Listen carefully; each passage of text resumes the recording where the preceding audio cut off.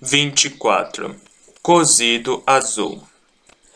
Pela primeira vez em sua vida, ninguém preparou o café da manhã de Theon Nero. Bem, tecnicamente, ontem havia sido o primeiro dia, mas ele não percebera, já que estava no caos da cidade com os outros. Mas esta manhã estava silenciosa, e ele acordou faminto. Passara a noite na Câmara dos Mercadores, nas salas opulentas que lhe haviam sido oferecidas, embora as evitara em favor de uma oficina acima de um crematório extinto. Queria ter privacidade, mas agora tinha privacidade demais. Não se importava que ninguém soubesse onde ele estava, mas e se acordasse de manhã para descobrir que os poucos que restaram na cidade tinham partido sem nem pensar nele? Então, dormiu na antecâmara, onde Caliste também estava e onde tinham empilhado os livros. O quartel dos Tizerkane ficava perto. Ele podia ver a torre de vigia pela janela e saber se havia alguém ali. E a cozinha provavelmente seria abastecida, pensou, mesmo que não houvesse ninguém para cozinhar e lavar a louça depois. Vestiu-se, rígido e dolorido, com os ombros latejando e as mãos feridas, e caminhou em direção à sala de jantar, supondo que a cozinha estivesse em algum lugar nas proximidades. Estava. Era grande e repleta de panelas de cobre e as prateleiras da despensa estavam alinhadas com caixas opulentas com palavras que não conseguia ler, em um alfabeto que não havia aprendido. Ele levantou as tampas, cheirou as coisas e teve, embora não a conhecesse, uma experiência semelhante à das crias de deuses na cidadela, que também descobriram que a comida requeria um conhecimento esotérico. No entanto, não comparou à alquimia, já que a alquimia era menos misteriosa para ele do que farinha, fermento e similares. A cozinha era uma coisa obscura para ele da mesma maneira que as mulheres eram, e não porque as mulheres trabalhavam na cozinha. Não essas mulheres. Essas eram criadas e, como tais, dificilmente provocavam sua mente como pessoas, quanto mais fêmeas. Cozinhas e mulheres eram assuntos que simplesmente não o intrigavam. Individualmente, mulheres podiam ser interessantes, apesar de essa ser uma noção nova. Caliste e Tzara, tinha que admitir, não eram entendiantes, nem Solzurin, a mecânica que construía armas de fogo para os senhores da guerra nas terras de Thanagost. Mas elas faziam coisas como os homens. As mulheres que ele conhecia em Zosma não. Elas não teriam permissão, mesmo que quisessem, admitiu para si mesmo, embora quase nunca tivesse se perguntado se podiam. Agora que conhecera Caliste, Tzara e Solzurin, para não mencionar a intimidadora Azarin, começava a se questionar se alguma das flores de estufa que desfilavam diante dele em Zosma poderiam estar tão entediadas com seu fardo quanto ele. Havia uma expectativa de que ele se encantasse com elas apenas por sua forma e pelo flerte cultivado, que era como um papel que elas estavam encenando o tempo todo. Toda pessoa civilizada conhecia os modos e os gestos, e passava a vida os reproduzindo. Aqueles considerados charmosos e inteligentes eram os melhores em se mostrar frescos enquanto passavam as noites nas mesmas danças e conversas que já haviam simulado milhares de vezes antes. Theon encenara seu papel, conhecia os modos e as danças, mas por dentro estava gritando. Se perguntou se talvez não fosse o único, se por trás dos rostos envernizados algumas daquelas garotas de Zosma também se sentiam sufocados, e secretamente desejavam roubar esmeraldas, construir aeronaves e combater deuses em uma cidade sombria. Bem, quando voltasse para casa, sem dúvida seria obrigado a se casar com uma delas, e então, poderia lhe perguntar. Soltou uma risada que logo sumiu. Ele afastou o pensamento, que era mais distante e mais inimaginável do que bibliotecários que se revelavam deuses. Descobrindo onde as frutas eram armazenadas, colocou algumas em um prato e continuou remexendo. Tinha de haver queijo. Havia. Pegou um pouco também. Então, Glória encontrou pedaços de bacon em uma caixa fria e se perguntou se conseguiria descobrir como fritar. Respondeu a si mesmo como se estivesse ofendido. Sou o maior alquimista dos tempos. Destilei Azoth. Posso transmutar chumbo em ouro. Acho que posso acender um fogão. O que foi, Nero? Caliste e Tzara tinham entrado na cozinha e ele deu um sobressalto e enrubesceu, imaginando se o tinham ouvido falando consigo mesmo como um tolo faminto de lisonja. Está discutindo com o bacon? Caliste perguntou. Espero que esteja ganhando, porque estou morrendo de fome. Com um sorriso malicioso, Tzara acrescentou. Veja, canibalismo não basta. Rusa comeu comeu na bagunça do quartel, e estava no meio da tigela de mingau grosso de Cash, antes de perceber o que era isso que o estava aborrecendo. Os frutos tingiam o mingau de azul e lembravam o cozido azul. Quando fora, anteontem, parecia um ano pelo menos. Foi a última vez que ele viu Laszlo antes da explosão. Eles discutiram, ele e alguns dos outros, Shimzen, Zara, estavam brincando sobre levar o explosionista para a cidadela para explodir a cria dos deuses. Foi engraçado o que ele falara exatamente. Estava com dificuldades para lembrar o que as crias dos deuses eram monstros e não pessoas? Que se Laszlo os conhecesse ficaria feliz em explodi-los? O mingau se agitou em seu estômago. Ele soltou a colher. Laszlo era seu amigo. Laszlo era uma cria dos deuses. Essas duas frases não podiam ser verdadeiras, porque ninguém podia ser amigo de uma cria dos deuses. Laszlo era uma cria dos deuses. Não havia como negar, portanto, não era amigo de Rosa. Era para ser simples assim, mas Rosa estava descobrindo que sua mente era incapaz de fazer tal simplificação, como se houvesse duas colunas, um Laszlo em cada uma, e fosse sua tarefa apagar uma delas. Nas suas lições, e como Rosa só tinha 18 anos, não era uma memória distante. Ele sempre fazia muita força com o lápis, comprometendo o primeiro palpite, pois nunca aprendia a escrever de forma leve para caso estivesse errado. Era descuido ou confiança. As opiniões divergiam, mas isso importava? Nunca conseguia apagar seus rabiscos escuros e nunca dava as costas a um amigo. Inferno. Terminou o mingau. Era só mingau, e Rosa tinha que lidar com um dilema filosófico que estragava o apetite. Lavou a tigela e aguardou. Depois se dirigiu aos estábulos para pegar o burro e o carrinho. Tinha de continuar com um resgate de livros com o alquimista ridículo e seu rosto ridículo.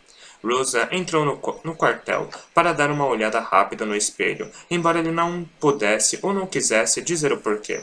Ele conhecia sua própria aparência. Esperava encontrar alguma melhoria? O espelho era pequeno, a luz fraca, e seus 10 centímetros quadrados de rosto estavam iguais desde a última vez que verificara. Jogou o espelho em seu beliche, aparentemente com força demais, porque ele bateu na parede e rachou. Perfeito. Fez mais uma coisa antes de ir para o estábulo. Pegou um pacote de ataduras na caixa de primeiros socorros. Ele não sabia que um homem adulto podia ter mãos macias o suficiente que empolavam e rasgavam depois de algumas horas manuseando uma corda. No entanto, o alquimista não reclamou e não desistiu. Isso era algo, mas não havia motivo para ele continuar espalhando sangue pela corda. Tanto Elrofane quanto Azarin passaram a noite no quartel. Eles dificilmente voltariam para casa em um momento como este, com os soldados no limite, esperando que algo acontecesse. Até então não acontecera nada. A cidadela não tinha se movido nem sofrera qualquer outra transformação. Podiam apenas imaginar o que acontecia lá em cima. Azurin dormiu um pouco antes do amanhecer e foi ao templo de Thakra, a primeira luz, para fazer algumas abluções apressadas. Procurou Elrofane. Ele não estava no meio da bagunça ou no quartel, no pátio de treino nem no centro de comando. Perguntou ao capitão da guarda e, quando soube onde ele estava, sua coluna de soldada, já rígida, endureceu mais ainda. Não disse uma palavra, mas deu meia volta e foi direto para lá. A caminhada permitiu que sua raiva e mágoa se transformassem em algo frio. Elrofane, disse, entrando no pavilhão. Ele estava em um dos trenós de seda. Parecia estar estudando seus trabalhos e olhou para ela quando ela falou. Azurin. Ele devolveu, com uma voz muito mais comedida. Estava esperando, temeroso, sua chegada. Estava esperando, temeroso, sua chegada. Bem, talvez temor fosse uma palavra forte demais. Mas ele sabia muito bem o que ela diria sobre essa ideia. Indo a algum lugar? Perguntou, com frieza. É claro que não. Acha que eu não te contaria? Mas está considerando. Estou considerando todas as opções. Bem, pode eliminar esta. Eles estão com a vantagem. Poderíamos levar o quê? 4 combatentes naquela coisa para atacar um exército de deuses e fantasmas em seu próprio terreno? Não quero atacá-los, Azurin. Quero falar com eles. Você acha que eles querem falar com você? Ela se arrependeu imediatamente do tom, que conjurava o espectro do homem que havia entrado no berçário com uma faca. Poderia muito bem tê-lo chamado de assassino e acabado com isso. Desculpe. falou, fechando os olhos. Não quis, por favor, nunca peça desculpas para mim, ele disse, sua voz um pouco mais que um sussurro. Aerofane carregava tanta culpa que as desculpas o oprimiam de vergonha. A culpa pelo que fizera na cidadela era uma queimação constante de ácido em suas entranhas. A culpa pelo que não podia fazer era diferente, mas como uma facada que sua incapacidade de superar o que havia sido feito com ele, o que ele fizera, roubar a vida que ela merecia. Ouvir a palavra desculpa saindo dos lábios dela fazia-o querer morrer. Todos haviam conseguido juntar os farrapos e transformá-los em vida que se podiam usar. Por que ele não? Claro, ninguém mais fora o projeto especial da deusa do desespero, mas ele não se concedia nenhuma clemência por isso. Eu só estava dando uma olhada, falou para ela, saltando para fora do trenó. Acho que não conseguiria voar de qualquer jeito, mas se não tivermos notícias de Laszlo, ou... Ele parou no meio da frase, não havia como terminá-la. Ou o quê? De sua filha? Ela estava morta. De alguma outra criança que sobreviveu ao massacre, o ácido fervia dentro dele. Teremos que considerar falar com Soulsrain para pedir ajuda. Não podemos seguir sem fazer contato. Não saber vai nos comer vivos. Ele suspirou e esfregou a mandíbula. Temos que resolver isso, Azurain. Quanto tempo eles podem ficar em Ernest Sara? Ernest Sara ficava abaixo do rio, e era para onde seu povo tinha ido ao fugir da cidade. Durante anos, falou-se em construir uma nova cidade lá e começar de novo, livre da sombra do Serafim. Mas não dava para simplesmente mover milhares de pessoas do dia para a noite para viver em acampamentos, sem serviços nem saneamento. Haveria doença, agitação. Era preciso trazer seu povo para casa. Tinham que torná-la segura para eles. Devo procurá-la? Azurain perguntou, não arrependida, mas subjugada. Soulsrain? Sim, por favor. Se ela vier... Ele imaginou que ela viria. Soulsrain não era do tipo que evitava ser útil em um momento de necessidade. Vou ao templo. Quer vir comigo? Já fui, ela falou. Te vejo mais tarde, então. Ele lhe deu um sorriso cansado e se virou para ir embora. E ela se perguntou, observando suas costas, tão largas, tão incrivelmente fortes, se ele algum dia voltaria para ela. Realmente voltaria e caminharia até ela novamente. 25. O brinquedo quebrado de Isabel. Azurain se apaixonou por Aerofane quando tinha 13 anos. Sua cerimônia de Eleleth havia sido na semana anterior. Suas tatuagens, um círculo de flores de maçã, ainda estavam frescas quando a artista Gul'dan veio verificar sua cicatrização. Era a primeira vez que ficava sozinha com a senhora. Durante a cerimônia, todas as mulheres de sua família estavam reunidas ao seu redor. Agora eram apenas as duas, e Gul'dan a perturbou, com sua avaliação penetrante, parecendo examinar mais que as tatuagens. Deixe-me ver suas mãos, pediu, e Azurain as estendeu, insegura. Ela não tinha orgulho de suas mãos, ásperas do trabalho de consertar as redes e com marcas aqui e ali pelo corte de uma faca. Mas Gul'dan correu os dedos sobre elas e assentiu em uma aprovação silenciosa. Você é uma garota forte, disse. Será que também é corajosa? A pergunta enviou um calafrio pela coluna de Azurain. Havia segredos ali. Ela podia senti-los. Respondeu o que esperava que fosse, e a idosa lhe deu instruções que mudariam sua vida. Azurain não contou aos seus pais. Quanto menos pessoas soubessem, melhor. 2 noites depois, ela se enfiou sozinha em um silencioso canal subterrâneo do Uzumark. Disse uma senha para um barqueiro calado e foi levada para uma caverna que nunca imaginara existir. Ficava escondida no labirinto de cursos d'água, abaixo da cidade, onde o rugido das corredeiras disfarçava o som do que acontecia ali. Azurain, com o coração palpitante de presságios e a emoção do segredo, dobrou uma esquina e viu algo que nunca testemunhara na vida. Esgrima. Armas eram proibidas na cidade, mas ali ficava o campo de treinamento secreto dos Tizerkane, guerreiros lendários que haviam sido erradicados pelos Mesarthim, ou quase erradicados. Naquela noite, Azurain soube que suas artes foram mantidas vivas, transmitidas através das gerações. Não eram um exército, mas eram guardiões, de habilidades e da história, e de esperança de que a cidade pudesse um dia ser libertada. Azurain viu uma dúzia de homens e mulheres lutando. Ela aprenderia, com o tempo, que havia mais, embora não soubesse quem eles eram. Eles tiveram o cuidado de nunca se reunirem todos. Se alguém fosse pego, sempre haveria algum vivo para recrutar e começar de novo. Era glorioso o que ela via à luz das glaves. Uma dança de graça e poder, espadas brilhando, as tradicionais hashtags dos Teasercane, o barulho silenciado pelo rugido do rio. Nunca sonhara em querer isso. Não fazia ideia de que sequer existia, mas no momento em que viu o brilho e o movimento das lâminas, soube que era esse o seu destino. Observou, hipnotizada, e um pouco tímida, até que alguém a viu e se aproximou. Ele era o único jovem, um ano mais velho que ela, mas já tão poderoso quanto um homem crescido. Era aprendiz de ferreiro e, embora não fosse o distrito dela, Azurin já o vira no mercado. Não dava para vê-los se ele estivesse por perto. Não era só que fosse bonito. Isso era quase acidental. Havia tanto entusiasmo e energia nele que era como se estivesse 2 vezes mais vivo que qualquer pessoa. Seu fogo queimava com as portas da fornalha abertas para que você pudesse sentir as chamas. Ele irradiava uma vitalidade extraordinária. Tinha os olhos atentos e via tudo, realmente via, e parecia adorar tudo, a vida e o mundo. Mesmo que fosse sombrio, também era precioso e fascinante. E quando eles olharam para... E quando ele olhava para você, ou, ao menos, quando olhou para Azurin naquela noite e nas seguintes, ela também se sentiu preciosa e fascinante, e mais viva do que nunca. Seu nome era Ariel Fane, e Gul'dan havia a escolhido para ser sua parceira de treino. Azurin costumava se perguntar o que a velha mulher viu nela para lhe oferecer tal oportunidade, e sua vez querer merecer o legado sagrado dos Teasercane, estar viva, e ele, a quem amava desde o momento em que sorriu para ela, entregou-lhe uma espada e disse, corando, estava torcendo para que fosse você. Depois disso, seus dias viraram um nevoeiro, e a vida real acontecia à noite em uma caverna secreta com uma espada na mão, dançando com um garoto que queimava com um lindo fogo. Um ano se passou, então 2, então 3, e ele já não era mais um garoto. Seu rosto ficou mais largo, seu corpo também. Os braços de ferreiro se tornaram massivos, e seus olhos sempre estavam atentos, e ele amava o mundo e era destemido.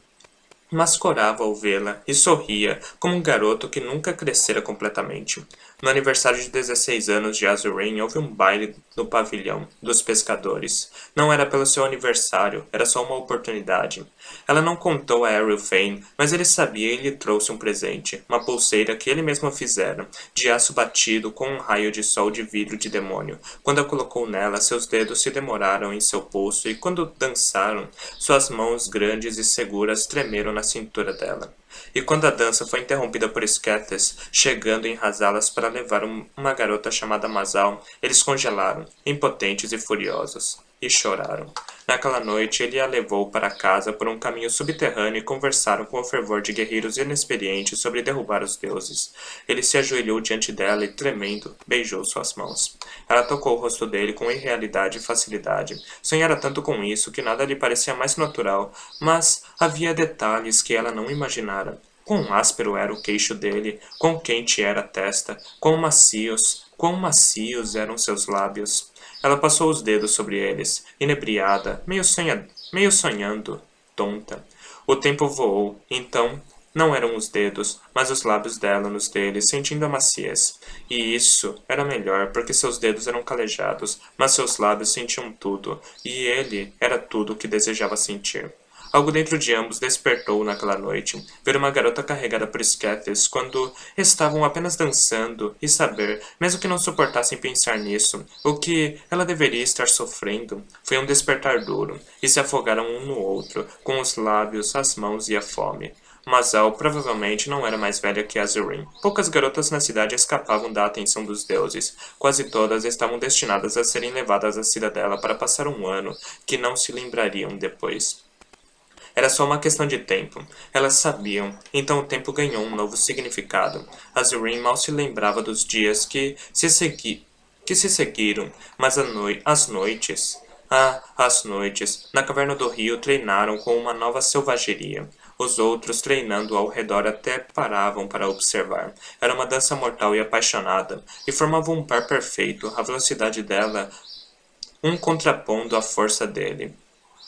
A velocidade dela, um contraponto à força dele. Ninguém na cidade poderia derrotá-los. Depois da luta, ele a levava para casa, mas não chegava até o nascer do sol. Conheciam todos os lugares sombrios onde podiam ficar sozinhos para beijar, tocar, apertar, respirar, afogar, viver e queimar. Alguns meses mais tarde se casaram, e assim como fizeram uma pulseira para ela, ele também fez um anel. Com o parco salário de aprendiz, alugou um quarto acima de uma padaria, em Windfall, onde as ameixas dos deuses choviam. Era um lembrete agridoce, sempre no ar. Mesmo se nunca olhassem para cima, não seria possível fugir sabendo que a cidadela estava ali. Mas o quarto era barato, e eles eram jovens e pobres, e ele a carregou pelos degraus. Azurin era alta e forte, mas ele a erguia como seda e ar. Fechou a porta com um chute e a levou direto para a cama. Eles esperaram. É claro que esperaram, mas a cada noite ficava mais difícil. Eram fósforo e brasa um para o outro. Tocavam-se, repegavam fogo. 2 dias antes, com a boca quente dele em seu pescoço, ela fechou os olhos e disse: Não quero ser uma donzela quando ele me levar. Não quero deixá-lo te levar, Errolfane disse, apertando os braços em volta dela, tensionando todo o seu corpo. Mas eles sabiam o que aconteceria com aqueles que tentavam impedir o roubo de Scathers. Pais tinham gargantas rasgadas por rasá-las. Maridos eram derrubados do céu. Sabia que não poderiam interferir. As mulheres seriam devolvidas e nenhuma queria que seus homens morressem. Ainda assim, quando chegava a hora, alguns homens simplesmente não aguentavam. E Azurin se preocupou com o que Errolfane poderia fazer.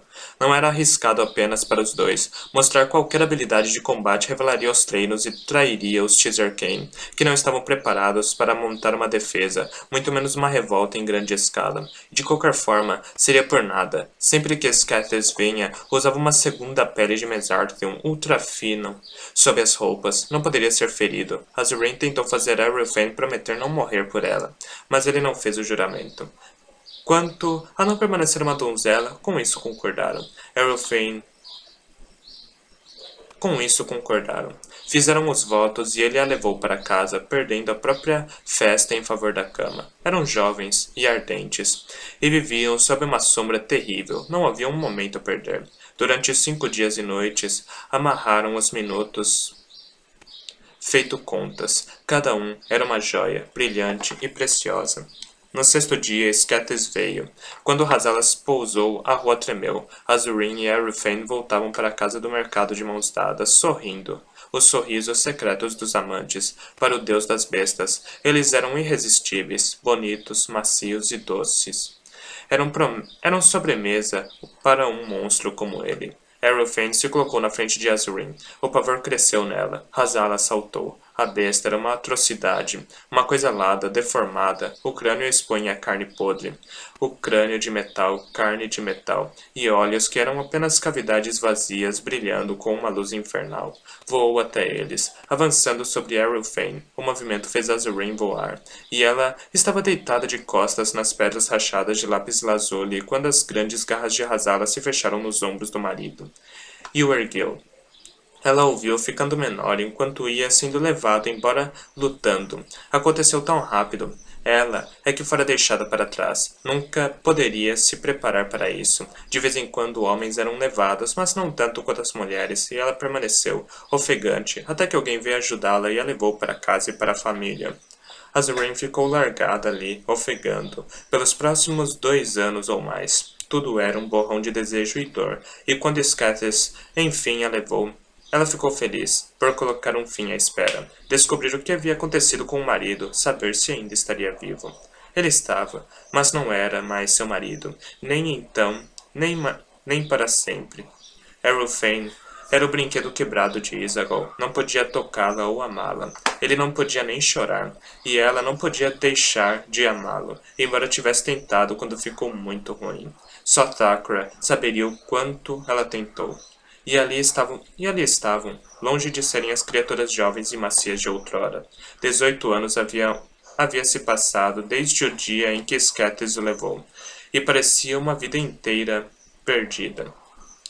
No, Nos últimos dias, ele havia chorado e segurado a mão dela, e ela sentiu pela primeira vez uma mudança ocorrendo dentro dele. Azurin começou a sentir o primeiro frágil desenrolar de algo que ela imaginava estar se curando. Mas será que não estava vendo apenas o que desejava desesperadamente ver? Enquanto o observava partir e se perguntava isso, uma sombra desenhou um círculo ao redor dele. Olhou para cima, assustada, e viu a águia branca circulando. Um calafrio inexplicável tomou conta dela. Azurin não acreditava em presságios e não tinha motivo para temer o pássaro.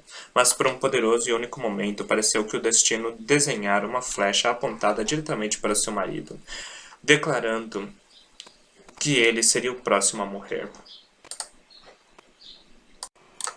26. Pequenas e tolas crias dos deuses. Sarai estava tão pronta quanto poderia estar, sentada no chão ao lado de Minia, preparando-se para entrar na mente dela mais uma vez. Não conseguiu deixar de pensar em todas as noites que soltara suas mariposas para invadir os sonhos dos humanos e desencadear horrores neles. Lembrava-se de Minia chegando no seu quarto ao nascer do sol e perguntando, ansiosa: Você fez alguém chorar? Fez alguém gritar? Durante anos, a resposta foi sim. Sarai sabia melhor que ninguém. É fácil fazer as pessoas chorarem. Dor, humilhação, raiva. Existem inúmeras vias para as lágrimas. É fácil fazer as pessoas gritarem também. Há tantas coisas para temer. Mas como fazer alguém parar de chorar? Como libertar alguém do medo? O ódio poderia ser revertido? A vingança poderia ser desativada? Essas tarefas eram muito mais assustadoras. Sarai se sentia pressionada. Confie em você, Laszlo disse. Ela pode ser forte, mas você também é. Já vi o que pode fazer nos sonhos. Ela ergueu as sobrancelhas. Não podia evitar. Sim, você viu. E mordeu o lábio em um sorriso tímido. Mas não acho que aquilo vai me ajudar agora. Laszlo sorriu, e suas bochechas coraram. Não aquilo. Apesar de que eu adoraria fazer aquilo de novo mais tarde. Estou falando de quando derrotou Scathis. Também pensou que não conseguiria. Aquilo foi diferente. Ele era meu próprio pesadelo. Minia é real. E você não está tentando derrotar Minia. Lembre-se disso. Você está tentando ajudá-la a derrotar o pesadelo dela. Colocando as coisas dessa maneira, não parecia tão impossível, e essas foram as palavras com as quais ela se armou quando pegou a mão de Minia e viajou para a paisagem da sua mente. Viu-se parada no berçário e não se surpreendeu. Depois da última vez, sabia que essa era a prisão de Minia. Novamente havia bebês nos berços e crianças brincando em tapetes no chão. Só que, desta vez, não havia borrão na porta, e as Ellens não estavam lá. Havia algo errado. Sempre que Sarai imaginava como era o berçário antes do massacre, pensava em como era na cidadela, só que em um espaço menor e com mais crias dos deuses. Suas lembranças da infância estavam povoadas pelas mulheres fantasmas, por seu bom senso e bom ânimo, suas críticas e ensinamentos, suas piadas e histórias, suas vozes cantarolantes e suas manifestações sempre mudando. O rosto de Falcão de Grande Ellen os obrigando a dizer a verdade com seu olhar penetrante, ou Pequena Ellen ajudando Pardal a inventar nomes excêntricos para seus híbridos de orquídeas, como Tristonha Dama Loba, e brincando de cricket em pantalonas de renda. Então questionava o fato de elas estarem ausentes nas lembranças ou na imaginação de Minia. Minia estava como da última vez, limpa de cabelos longos, em uma bata raciada. O manto de pavor não estava ali, ou estava bastante reduzido. Quando Sarai fechou os olhos e procurou a aura do sonho, ouviu um zumbido baixo e constante de medo, como sangue se movendo sob a pele, e teve a impressão de que isso era uma constante ali, tanto quanto o ar, o metal, os bebês, e que essa era a realidade de Minia. Da última vez, Minia era a mais velha das crianças, mas agora havia outra garota do tamanho dela. Tinha cabelos escuros como quase todos, e um olho escuro também. Seu olho esquerdo, no entanto, era verde como uma folha de sálvia. Uma explosão de cor surpreendente em um rosto simples. Ambas, brincando juntas, haviam pegado um cobertor e o transformado em uma rede. Cada garota segurava uma ponta e balançava os pequenos ali, um ou dois por vez. Eles davam gritinhos, com os olhinhos cintilando. Minia e a outra garota marcavam o ritmo com uma canção. Era familiar, uma espécie de gênero alegre do canto que Sarai ouvira da última vez. Pequenas e tolas crias dos deuses, balance-as em um cobertor. Não as deixe voar, zunindo como um cometa. e seguiam brincando inocentemente, até que Sarai percebeu que o zumbido baixo e constante do medo começava a borbulhar na superfície. As meninas estavam levantando a voz para não se afogarem nele, e aumentando a velocidade da brincadeira para acompanhar o ritmo, enquanto as palavras ficavam cada vez mais rápidas e mais altas. Os sorrisos se transformavam em caretas e seus olhos ficavam ocos e sombrios com a ciência do que estava acontecendo. Sarai pensou que sabia o que era, mas quando a figura apareceu na porta, não era o matador de deuses, nem qualquer outro homem ou humano. Era Coracle, a deusa dos segredos. Sarai conhecia Coracle principalmente por testemunhar seu assassinato nos sonhos de Arulfane. Ele havia assassinado como o restante dos Mesarthim, com um golpe de punhal direto no coração. Seus olhos perderam a vida em um instante. Coracle tinha cabelos loiros e olhos castanhos, e Sarai a vira de perto, o rosto moribundo, as sobrancelhas pálidas arqueadas, altas, de surpresa em contraste ao azul de sua pele. Era praticamente sua única visão dela. Não tinha nenhuma de lamento. Sem os Mesarthim, Coracle nunca havia entrado na cidade. Os únicos que sabiam como ela era, eram os que estavam na cidadela quando Arulfane matou os deuses, porque só eles voltaram para casa com suas memórias intactas. A deusa dos segredos era um mistério. Ninguém sabia qual era o seu dom. Ela não havia semeado tormento como Izagal, emaranhado emoções por diversão ou comido lembranças como Leta, que de vez em quando ia de porta em porta, como um cantor na véspera do inverno profundo. Vanth e Icarok haviam feito seus poderes serem conhecidos. Sketes era Sketes, deus das bestas, rei dos horrores, ladrão de filhas, destruidor de cidades, monstros dos monstros, louco. Mas Coracle era um mistério. Não havia horrores para ser responsabilizada, exceto este, e não tinha nenhuma testemunha, exceto Minia. E ali estava ela, a deusa dos segredos, chegando ao berçário. Ela era quem os testava, sentia os dons das crianças e se agitando, e os invocava. E então as levava e nunca mais voltavam. Coracle estava na porta, e o medo retumbava feito tambores. Sarai sabia que o inconsciente de Minnie estava mergulhado em algum conhecimento retrospectivo. As garotas não perceberam que a deusa estava ali. Ela as observou por um momento e seu rosto era uma máscara. Ela falou, ou não. Seus lábios não se moveram, mas sua voz era suave e clara. Então disse em um tom interrogativo, Kiska? E a garota que brincava com Minia virou-se sem pensar. No instante seguinte, ela congelou e assim foi levada. Seu nome era Kiska, e seu dom havia se manifestado. Por semanas ela o mantivera escondido, mas tudo foi desfeito quando seu reflexo atraiu. Coracle só pensara em seu nome, mas Kiska a ouviu. Era uma telepata. Coracle suspeitava disso e agora tinha certeza. Ela disse, venha comigo, agora. Seria lamento em sua voz? Fizera isso centenas de vezes. Esperava fazer mais outras centenas de vezes. Não imaginava, porém, que essa seria a última vez. A pequena Kiska, com um olho verde, foi a última criança que levaria do berçário. Arulfane chegaria 3 semanas depois e mataria os deuses e as crianças também.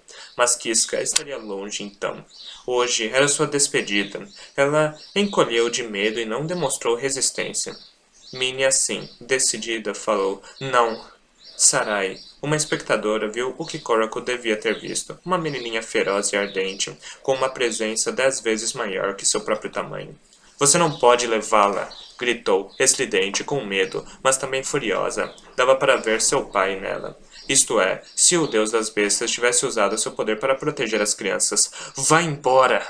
Coracle não discutiu. Observando, Sarai pensou que ela poderia ter facilitado tudo. Não importa o que estivesse reservado para as crianças. Por que ela simplesmente não mentiu? Por que não fingir que as estava levando para uma nova e encantadora vida com casas e pastagens de espectrais e grama sob os pés descalços, com mães até? Elas teriam ido dispostas e ficariam ansiosas por sua vez, mas ela não disse uma palavra. Parecia se preparar para algo ruim. Sua coluna ficou um pouco mais ereta, seu rosto um pouco mais sombrio, e não fitou Minion.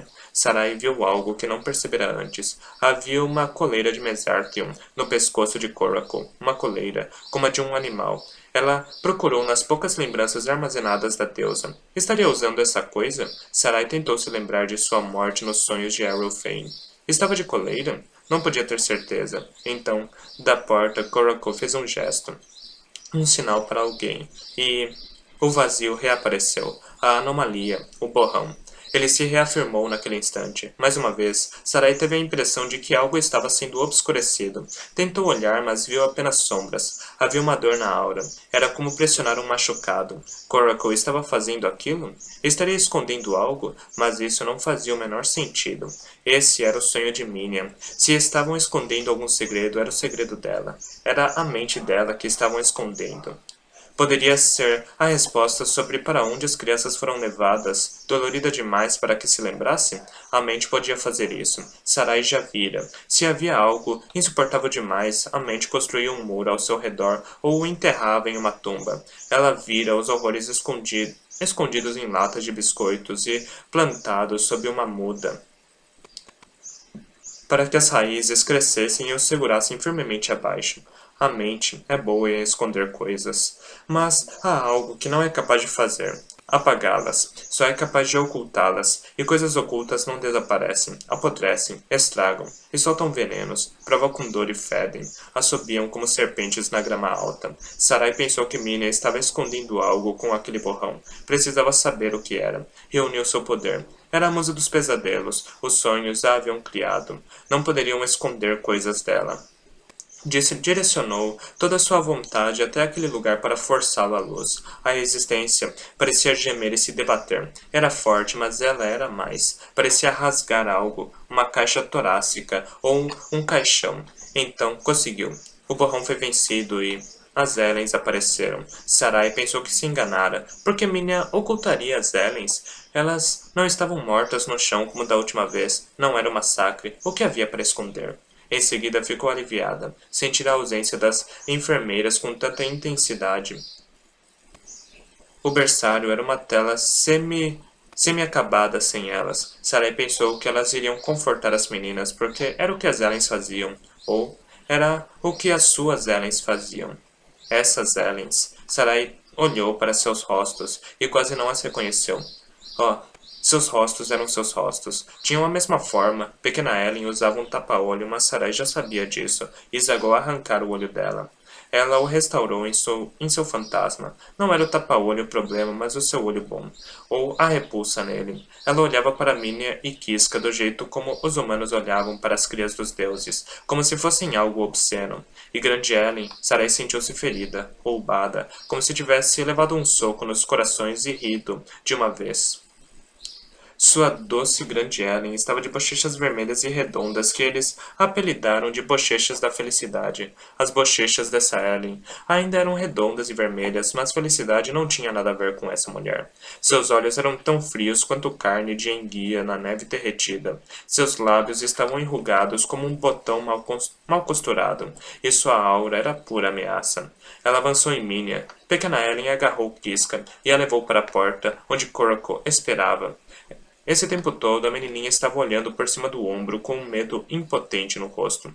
Minya lutou, chutou e cuspiu. Soltou um berro. Era o grito que morava dentro dela, apocalíptico, que rasgava a garganta e enchia a cabeça de raiva infinita.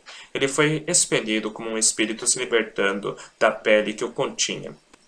Ali no sonho, distante da realidade, sua ira tomou a forma de um demônio. Ele se apresentou enorme, com pele vermelha e olhos de fogo. Fez as Ellens parecerem minúsculas, ocupou o lugar todo. Quantos dentes, e que rugido! Sarai foi esmagada por sua fúria. Ela cambaleou, atordoada, mas também satisfeita, porque certamente Minya estava assumindo o controle. Ela iria dominar o sonho e sua amiga também. Ela salvaria Kiska, venceria e, enfim, teria um momento de paz, mesmo que não fosse real. Mas o demônio só uivou de angústia quando Kiska foi arrastada. E então Grande Ellen levou o braço para trás e derrubou Minya no chão. O uivo era tão brutal que Sarai só conseguiu compará-lo com uma coisa: o momento em que seu corpo, após sua longa e silenciosa queda, bateu no portão. Foi empalado e morreu. A tempestade de raiva terminou. O demônio da ira desapareceu, e Minya jazia como uma boneca abandonada, largada no chão.